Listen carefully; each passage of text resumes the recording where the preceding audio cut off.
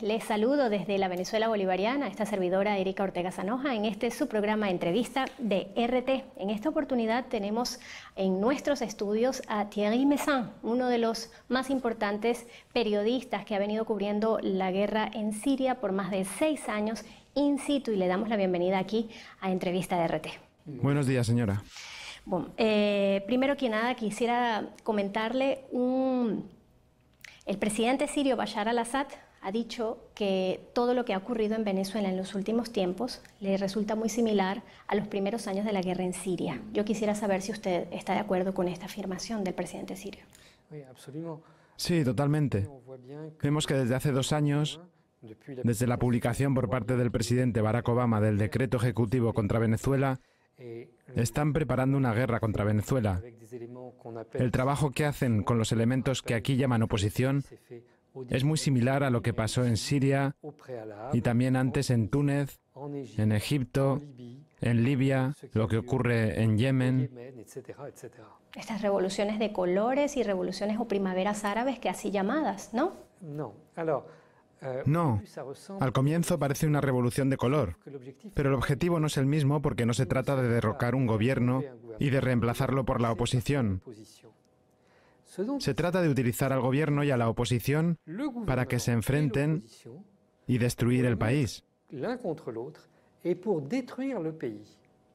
A Estados Unidos no le interesa quién está en el poder. Su cuestión, su problema, es destruir el país y el Estado. Es decir, la capacidad de resistencia de ese pueblo. Y en este caso, ¿usted cree que en Venezuela está sucediendo eso? ¿Buscan destruir a Venezuela como un Estado-nación? Sí, exacto. Creo que los venezolanos no se dan cuenta de lo que está preparándose. ¿De qué forma? A ver. Al comienzo de las primaveras árabes, los estados, los países afectados, pensaban que era un problema entre el gobierno y la oposición. Pensaron que Estados Unidos quería que los hermanos musulmanes o un grupo semejante llegaran al poder. Sí, en efecto, en cada uno de esos países, Estados Unidos empujó a los hermanos musulmanes, pero no para que llegaran al poder. Eso se ve en Egipto, donde los hermanos musulmanes llegaron al poder, los sacaron y luego volvieron. Y eso puede durar mucho tiempo. El objetivo, en realidad, es destruir el Estado. En este caso, ¿cuál era el interés de los Estados Unidos en Libia y en Siria? Y si hay alguna relación con lo que quieren aquí en Venezuela. ¿Hay alguna relación? En el 2004,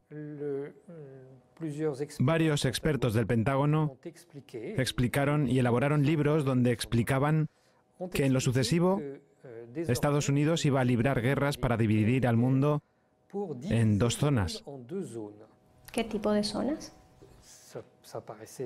Parecía muy rara en ese momento esa metodología, pero consistía en tener una zona estable para Estados Unidos y sus aliados, e incluso algunos de sus enemigos como Rusia, China o la India podían estar en esa zona. Y otra zona donde no hubiera gobierno estable ni desarrollo, sino el caos.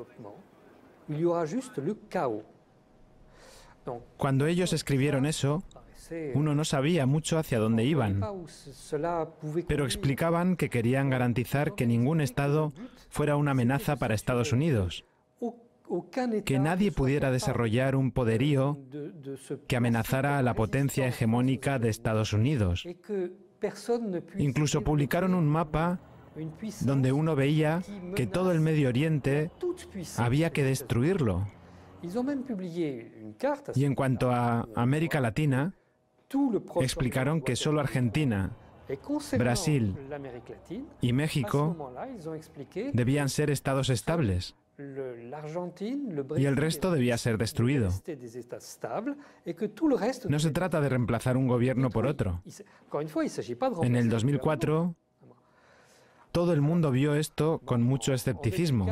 Lucía como absurdo.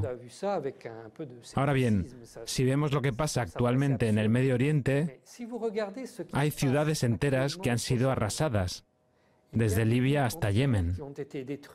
Varios países se han desmoronado de manera que no es un proyecto imaginario, sino que lo están poniendo en práctica y que previeron ponerlo en práctica en Venezuela y por lo menos en el noreste de América Latina. ¿Y por qué cree usted que es ahora, maintenant? ¿Por qué ahora es que se precipitan todas estas acciones de la oposición? No sé por qué generan esas acciones ahora por parte de la oposición, pero en todo caso está claro que Estados Unidos hace que la situación hierva, poco a poco hace que la situación hierva. Cuando vengo acá me doy cuenta de que ya la situación está lista, que cuando Estados Unidos lo desee, va a comenzar la guerra aquí, en Venezuela. Y ustedes no saben lo que es la guerra. ¿Cuál puede ser el escenario de esa guerra? ¿De qué tipo? ¿Al estilo Libia, al estilo Siria? Me refiero a Libia, por ejemplo, los fake news, las noticias falsas, un supuesto bombardeo a una plaza que nunca existió. Al estilo Ucrania, una forma de colocar francotiradores, como ya ocurrió aquí el 11 de abril del año 2002, para decir matar a gente de un lado y del otro. O al estilo Libia, de mercenarios pagados para dañar a la población en general. Cuando estudiamos lo que sucedió en Ucrania, en Libia y en Siria, es exactamente la misma metodología. Siempre comienza igual. Se acusa al gobierno de cometer crímenes horribles. Justamente se acusa a algunos dirigentes políticos de crímenes espantosos y ellos mismos están sorprendidos cuando se les dice: bueno, mire, tenemos testigos, usted torturó a unas personas. Se quedan anonadados, porque es tan horrible que no lo pueden creer. Luego envían al sitio, al país, unas fuerzas especiales, unos francotiradores.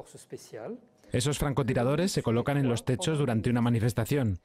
Su objetivo es disparar tanto sobre los manifestantes como sobre la policía. Eso ocurrió aquí en Venezuela, el 11 de abril de 2002. Sí. En Libia, cuando salí de Libia durante la caída del Estado, el desmoronamiento de ese Estado, la Organización Internacional para las Migraciones me sacó en un pequeño barco. Éramos como 40. Estábamos como sardinas en lata. Y había unos miembros de las fuerzas especiales italianas que habían sido arrestados durante el comienzo de la crisis y la OTAN quería que salieran de Libia. Yo salí con esa gente. En el barco ellos relataron, se lo relataron a alguien y yo lo escuché, porque era un sitio muy pequeño y se oía todo. Pues bien, dijeron que habían sido enviados a la primera manifestación en la que se dijo que Muammar al-Gaddafi había disparado contra su pueblo.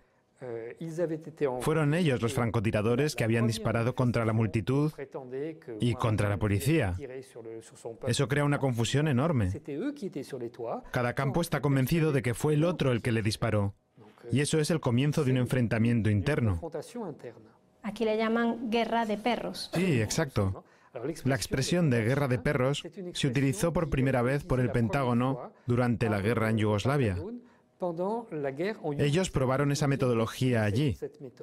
Y allí lograron generar una guerra civil que partió a ese país en 7 pedazos.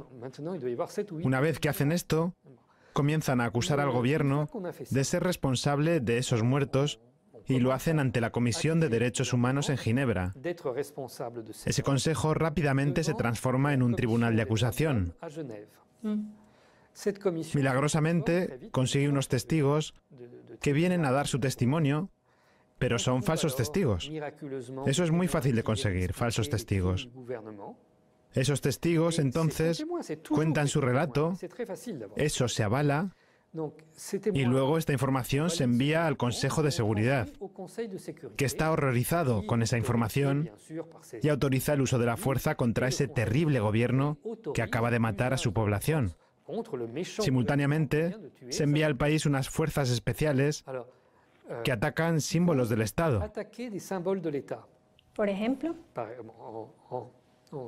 en Siria, por ejemplo, atacaron estatuas del presidente Hafez al-Assad, que es el padre de la Siria moderna. Aquí me imagino que van a atacar las estatuas de Hugo Chávez y destruyen la bandera, la queman, elementos que no tienen valor militar. Es una guerra simbólica. Es una guerra simbólica, en efecto. Entonces se utilizan los medios internacionales para explicar que es el comienzo de una revolución. Basta tener 2 o 3 grupos.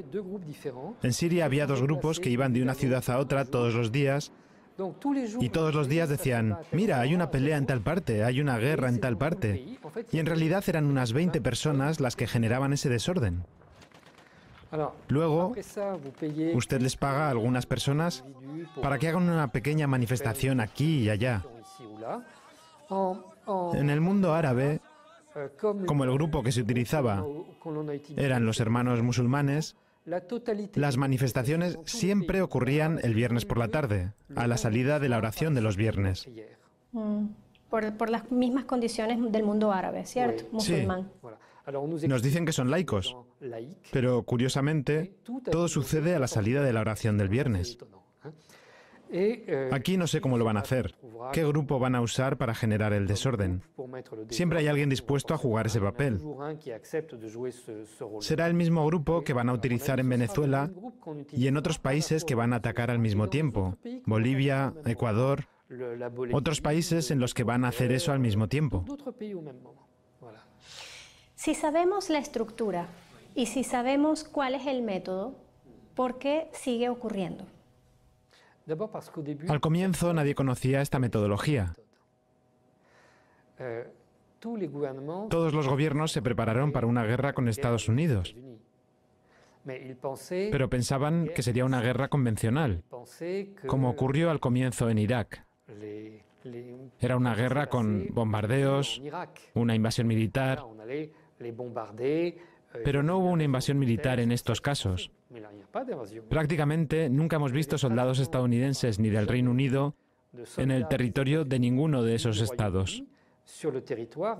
Pero están por todas partes, aunque usted no los vea.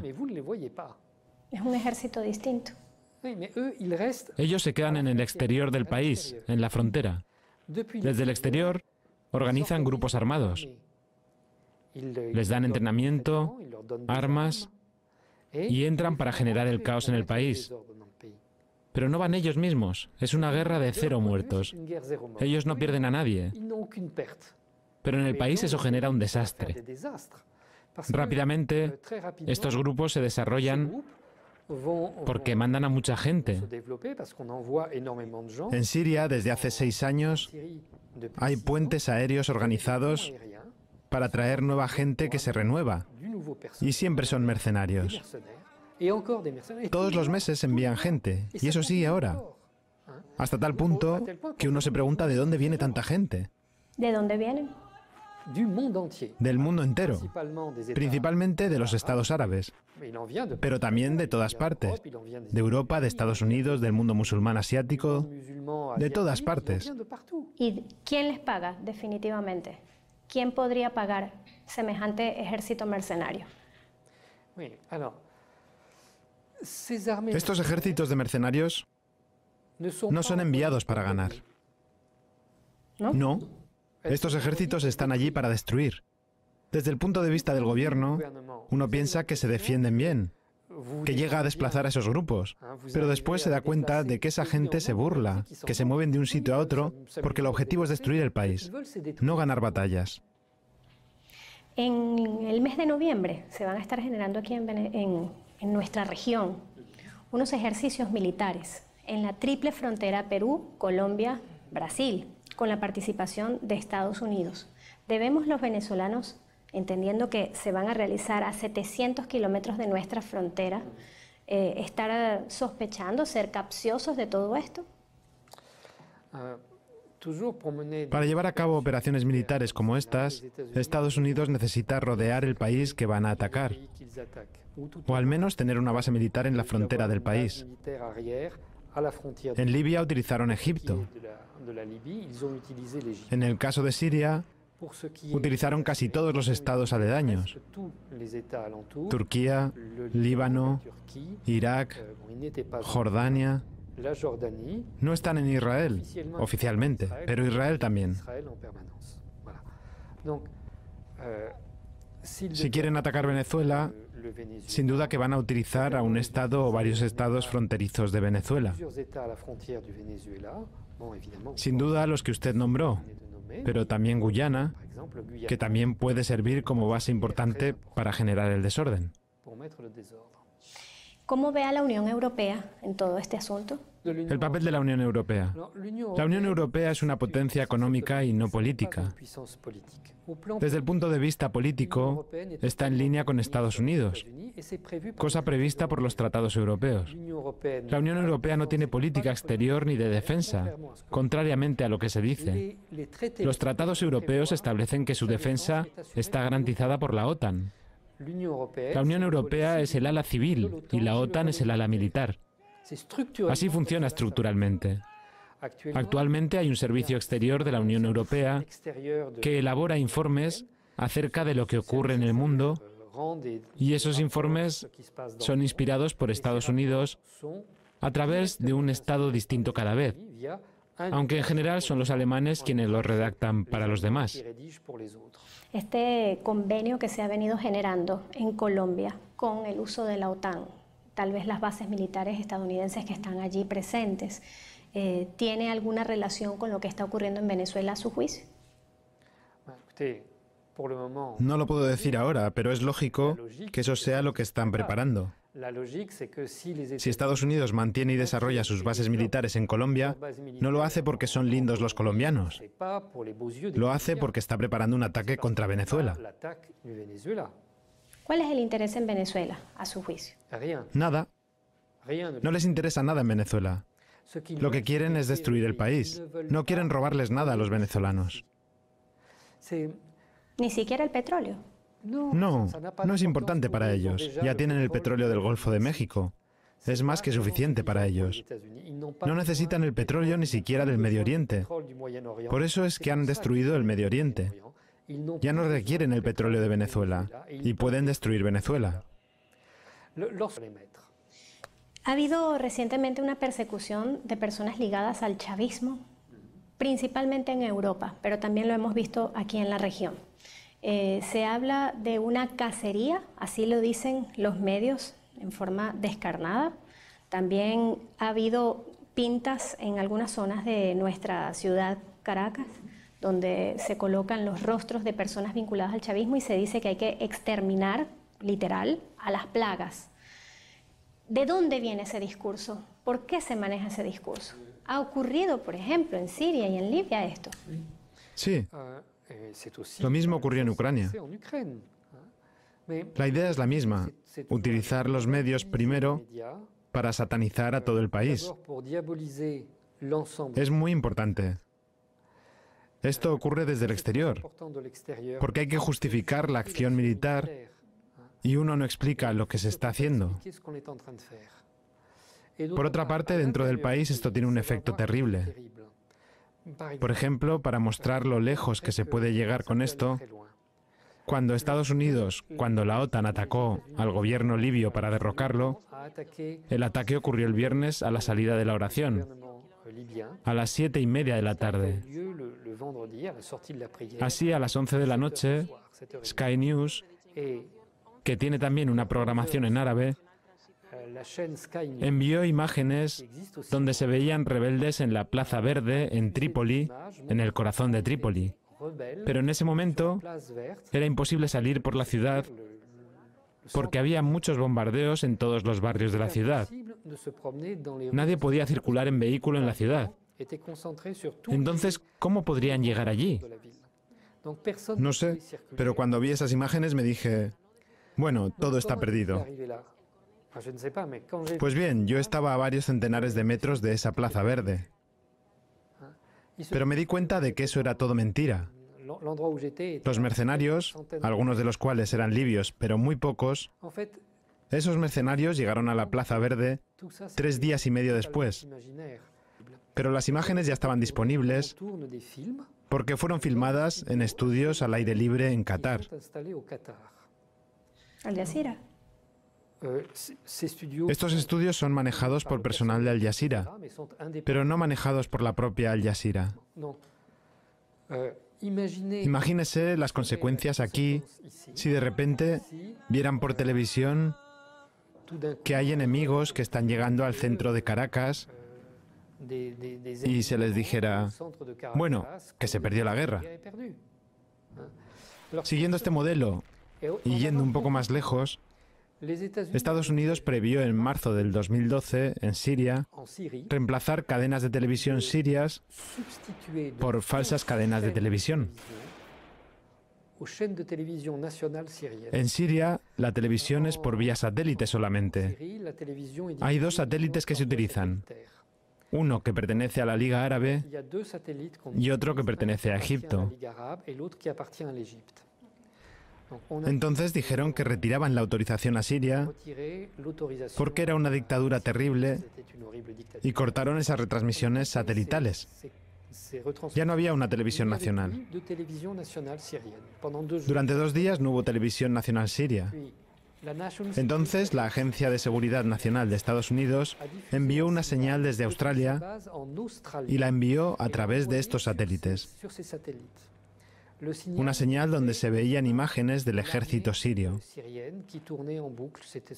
Son informaciones de 2 minutos repetidas varias veces. Y la idea era reproducir en un estudio en Qatar, un estudio de la televisión nacional siria. Y habían convencido a 2 periodistas sirios que se fueron a Qatar, 2 traidores, para hacer un programa con el logo de la televisión siria que transmitieron por el canal reservado al canal sirio, pero porque eran de manera traidores. que se veían 2 caras conocidas, 2 periodistas conocidos, periodistas sirios, que explicaban que el gobierno acababa de huir del país y que había un gobierno seleccionado por Arabia Saudita. Esto no lo pasaron finalmente, porque Siria hizo un trabajo importante en Naciones Unidas. Y Rusia se opuso y escribió al Consejo de Seguridad diciendo que si algo así ocurría, generaría la Tercera Guerra Mundial. Entiendo. Un mensaje a la oposición venezolana que confía en aquella dirigencia que va a los Estados Unidos a solicitar intervención en Venezuela. Rápidamente, porque ya nos quedan 2 minutos. Todas estas oposiciones están cometiendo un error. Los movimientos opositores, ya sea aquí en Venezuela como en el mundo árabe, serán todos destruidos, tal y como habrán permitido la destrucción de los gobiernos a los que se oponen. Porque Estados Unidos se burla de ellos más que de los gobiernos. Ellos no representan a mucha gente tampoco. Aquí en Venezuela se habla de grandes manifestaciones contra el gobierno, pero nadie las ha visto tan grandes en realidad. Se habla de ellas, pero eso es todo. En Siria organicé el primer viaje de la prensa internacional al comienzo de la guerra. Acabábamos de salir de Homs y los periodistas recibieron un mensaje diciéndoles que había una manifestación de 500.000 personas en Homs contra el gobierno. Habíamos recorrido 20 kilómetros y algunos se volvieron para ver esa manifestación de 500.000 personas. Dieron vueltas por el centro de la ciudad y no vieron nada, ni siquiera una pequeña manifestación. No había nadie. Se inventa lo que se quiere. Los representantes de esta oposición, que no existe, pueden vivir en París, en Estambul, aquí, no sé, puede que estén en Nueva York, por ejemplo. Pueden vivir en hoteles y decir, nosotros representamos al pueblo venezolano, pero no representan a mucha gente. Al final de esto, Estados Unidos va a deshacerse de ellos sin ningún problema. Como la guerra dura mucho en Siria, vemos que es la tercera oposición que fabrican. Las otras 2 oposiciones desaparecieron, no hay forma de encontrarlas. En Libia, donde el gobierno cayó y la oposición se hizo con el poder, la guerra sigue. Y actualmente sigue contra esta oposición que está en el poder. No hay solución para ella. Lo cierto es que el objetivo no es asumir el poder, sino destruir el país, y eso es algo muy distinto. Y para el pueblo digamos, el que cree en la revolución bolivariana y a los pueblos del mundo que también la defienden, ¿qué les dice? Digo que siempre se puede resistir. Que la diferencia entre el poder de Estados Unidos, del Reino Unido y sus aliados de un lado y el poder de Venezuela del otro lado, esta diferencia hará que ustedes nunca puedan ganar contra esta gente. Pero ustedes pueden resistir y pueden quitarles las ganas de atacarlos a ustedes. ¿De qué manera? En el pasado, antes de atacar al Medio Oriente, en los años 50 a 60, Estados Unidos atacaba el sudeste asiático, Corea y Vietnam. Y perdieron en Corea, perdieron en Vietnam, a pesar de que eran países muy pequeños. Vietnam se quedó muy marcado por lo que pasó. Pero Corea del Norte hoy es un gran país, aunque todo el mundo diga que es una secta terrible. De todos modos, el país se ha reconstruido. Su pueblo puede quitar al enemigo el deseo de atacarlo. Puede que Estados Unidos busque otros modos de hacerlo, pero ustedes pueden salvar su país. Gracias, Thierry Meyssan, por esta entrevista aquí en Caracas, Venezuela, para RT. Muchas gracias.